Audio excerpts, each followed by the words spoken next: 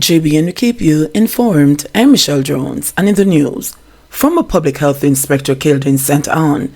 The St. Anne police are investigating the murder of 94-year-old Kenneth Downer, a retired public health inspector who was shot and killed by a gunman at his home yesterday. Reports are that about 4:30 p.m. he was at home in Huntley Crescent, Brownstown, St. Anne, when a gunman entered and fired shots, hitting the retired civil servant repeatedly. He was taken to the hospital, where he was pronounced dead. No motive has been established for the murder. Spanish Town man injured in bus park gun attack succumbs.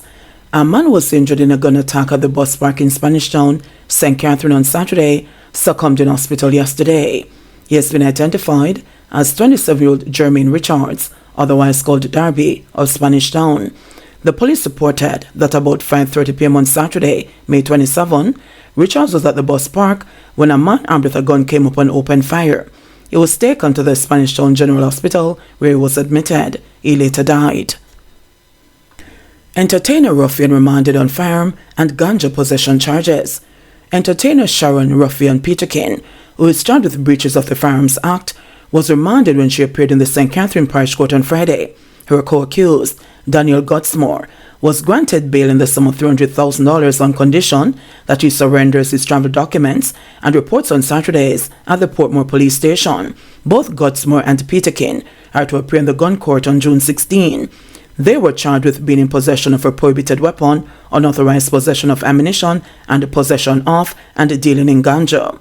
Senior Parish Court Judge Desiree Lane ruled that although the allegations against Gutsmore are serious, he was a visitor to the premises at the time of the seizure. It is alleged that about 4:30 p.m. on May 20, police personnel executed a search warrant on a premises in Greater Portmore, St. Catherine. During the search, ganja weighing 5 pounds was seized, along with 2 magazines with 19 rounds of ammunition. A further search resulted in the discovery of a pistol inside a drawer containing women's garments. Peterkin allegedly declared that the firearm licensing authority had taken her licensed gun and she had to protect herself. Peterkin and Gutsmore were arrested and later charged. Illegal gun seized in Charlemont, St. Catherine, man arrested. An illegal gun was seized by the police in Charlemont, St. Catherine on Wednesday and a man arrested. The Linseed police report that about 11 a.m., police personnel swooped down on the premises occupied by the man. A search was conducted, during which a 9mm semi-automatic pistol was seized, according to the police. The man was subsequently taken into custody on suspicion of possession of a prohibited weapon. His name is being withheld pending a question and answer session with legal representation. Caymanian woman freed of charge of making false declaration. A citizen of Cayman who lost her job and home after being arrested in Jamaica after photographs resembling her were used on 2 separate passport applications, says her life has been turned upside down despite her acquittal on Thursday. Antoinette Thompson, who came to Jamaica last year December for a family reunion, was freed in the Kingston and St. Andrew Parish Court of 2 counts of making false declarations. It's understood that the police went to the home she was staying in Jamaica, showed her the photographs, and charged her with making false declarations. There were reportedly 2 applications with photographs that bore a slight resemblance to Thompson. One application allegedly had Thompson's signature and the other the signature of a different name. She was granted bail but could not go back to the Cayman Islands until the case was tried. It was reported that her children are in state care in the Cayman Islands and she has lost her government job and her house because she could not make the mortgage payments. Attorney at law Duke Foot, who was holding for attorney Hugh Wildman, argued that, based on the evidence presented by the handwriting expert, the accused should be freed. Foot submitted that the document from the expert witness stated that the writings and the signatures on the passport application forms were not made by Thompson. He said further that Thompson came to Jamaica on a British passport and did not apply for a Jamaican passport. Senior Parish Judge Lauren Cole Montague upheld the submissions and freed Thompson. Woman wants justice as brother allegedly killed by off-duty cop. Kamisha Morgan has never experienced what it means to get justice. In the last 14 years, she has lost her father and 3 brothers to violence. Her father, Everton Morgan, was stabbed to death in 2010. Although a man was arrested for his murder, he was eventually set free after witnesses failed to come forward. A year earlier, in 2009, brother Marlon was shot and killed by gunmen. His killers were never arrested. Then in 2017, another brother, Sean, died by the bullet. Kamisha said he had mental issues and was killed by the police. That matter, she said, was buried with Sean. Fast forward to 2023, and Kamisha and her family are again in mourning. This time it is Sir Eric Morgan, 25, who was shot and killed, allegedly by an off-duty policeman along Olympic Way, Kingston 11, on May 30. No justice was served out of those 3 killings as everything just died. We need to get some justice, Eric, Kamisha said yesterday. We don't know who to turn to or where to go, added Kamisha, whose son has been behind bars for a gun-related offense. She is convinced that shoddy investigative work has denied her family justice for those killings that took place between 2009 and 2017. Despite the bitter taste in her mouth, she is hoping that the wheels of justice can turn in her family's favor this time around. The Independent Commission of Investigations, INDECOM, said it has already commenced its probe into the incident. The entity, in a media release, said no weapon was reported as recovered from the deceased. It said that the policeman at the center of the matter has been issued with a requisite notice for him to provide a statement to investigators. A total of 48 people have been shot and killed in incidents involving members of the security forces since the start of the year. INDECOM said 12 fatal shooting incidents took place in May. Football spectator pleads guilty to firearm charges. A man held with an illegal gun after leaving a Costa Cup football match last September pleaded guilty to firearm charges in the Manchester Circuit Court on Tuesday. Tevoy Williams, a 22-year-old graphic designer from Sanguinetti in Clarendon, pleaded guilty before High Court Judge Grace Henry Mackenzie. He was remanded for sentencing on June 28, 2023. Williams, charged with illegal possession of firearm and ammunition, was held by police after leaving a match at the Alphonsus Davis, formerly Spalding High School. He was among several bike riders seen at the game. He left the venue but was arrested by the police in Spalding.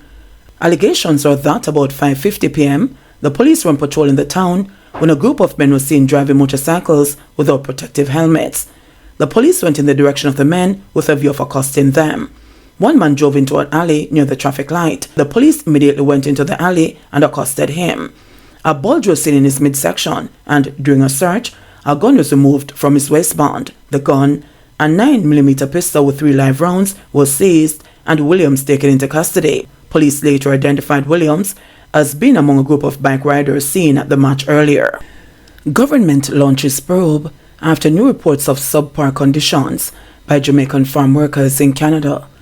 Jamaica's Ministry of Labour and Social Security says it is closely monitoring reports coming out of Ontario, Canada, from a cohort of Jamaican farm workers who have indicated that they are operating under subpar conditions.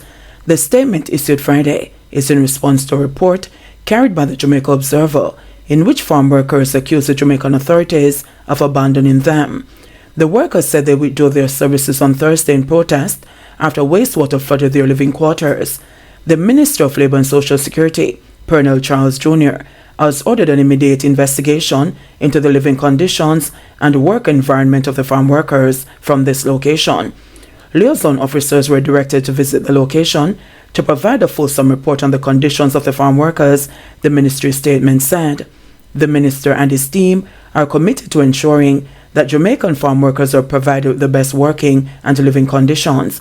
The Ministry of Labour and Social Security remains unrelenting in its efforts to safeguard the safety and health of our farm workers and will continue to work with our partners to ensure that the treatment of farm workers overseas is in keeping with the expected global standards, the statement added. The disgruntled workers claimed that their location was not one of those visited by a fact-finding delegation which investigated conditions on Canadian farms in 2022. The flooding of their living quarters by wastewater was the final straw that drove them to walk off the job despite their fears that they could be retaliated against. They described the conditions under which they live and work as inhumane. According to the workers, two of whom spoke on behalf of their colleagues, the only remaining distinction between their living and working conditions and slavery is the fact that their boss has not hit them. I just think him no liquid man. Him no go easy pan way. When the minister come and say we a live life, I just the life for them say we a live. We don't have no representative. It crazy man, said the worker, who said they have not been able to contact their liaison officer to report their distress. In October 2022, Jamaica dispatched the fact-finding delegation to investigate conditions on farms across Canada, following the release of a letter authored by Jamaican workers there and advocacy from injured migrant farm workers. The team released its findings in April this year, but those findings counter the complaints of the workers. On Thursday, the workers sent several videos to the Observer depicting overflowing toilets and bathroom facilities with waterlogged flooring in the bunkhouse, which features an open-plan layout cancelling every nuance of privacy. In one video, workers recorded a meeting between themselves and their handler when an expletive-laced tirade accused them of deliberately pouring grease down the drains on more than one occasion to cause the unsightly flooding. The man who dominated the video interrupted the workers' attempts to deny any such activity. "We couldn't work this morning. The place was stink. One youth right now him throat mash up because he had to go outside last night to urinate. And you have to be careful you go outside because you have a wild dogs outside and they skunk them all over the place," one worker said. NWC extends water rationing in Hanover and Westmoreland due to drought.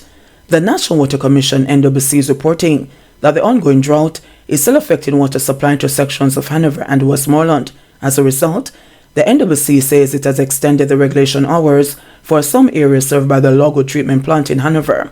Starting Monday, June 3, Whitehall 1 and 2 and Red Ground will have water between 10 p.m. to 8 a.m. daily. Norman Manley Boulevard and West End will experience disruptions in their water supply during this period.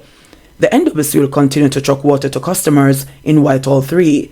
The Commission says it regrets any inconvenience caused and craves the patience and understanding of customers. For any queries, contact customer care at 888-CALL-NWC or 888-225-2692. JBN, we keep you informed. Please remember to subscribe, like, share, leave us a comment, and click the notification bell to receive our daily news items.